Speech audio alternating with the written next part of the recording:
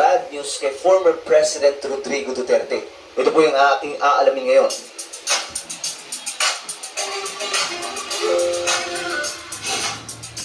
Yo, what's up guys? This is Solar. I'm back for another vlog today. Kamusta po mga kababayan? Lahat po ng mga solid sangkay. So eto, pag-uusapan po natin ngayon mga sangkay itong sinasabi na hindi na daw po makakabalik, no? Si Tatay Digong. So, sino ang pinanggagalingan ng pasabog na ito? Yan po ang ating pag-uusapan ngayon.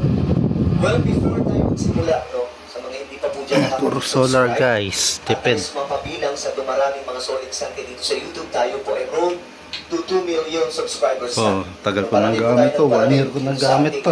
Channel.